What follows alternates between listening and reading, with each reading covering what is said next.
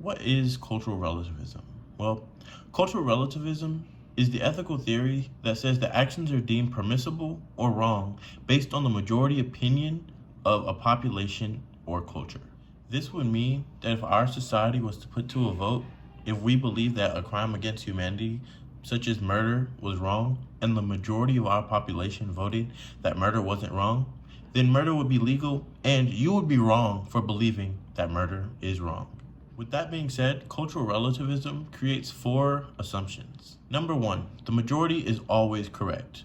Now we understand that the majority isn't always correct because sometimes they don't have all the necessary facts or sometimes they're just simply wrong. Number two, people who advocate for change are always wrong.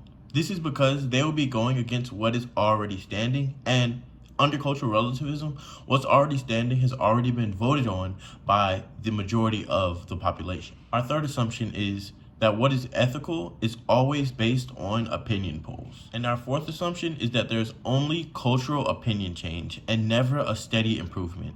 This means that there would be no steady improvement of anything including arts, technology, STEM, or anything related of the such. The main support for cultural relativism is the fact that it would create a tolerant culture. The main support for cultural relativism is the fact that it would create a tolerant culture. But this defense is weak because it assumes that everyone believes the same thing about everything all the time, or that 50% of our society would pick the morally just answer. This belief that cultural relativism builds tolerance is wrong, because if we look at history, you can see that people don't always vote on the right side of morality. When we take into account things such as slavery and women's suffrage, time and time again, the majority of the population voted against banning things such as slavery, women's suffrage, or so many other almost seemingly regular human rights that individuals in this country or other countries across the world should have. Take a look at this Georgia man's answer when asked about the Civil Rights Bill of 1964. I don't like it. I think you're just trying to put something on us that we don't want. I see. We ought to have a national election on it rather than just letting 9 men tell us what we got to do. And how about you? I feel the same.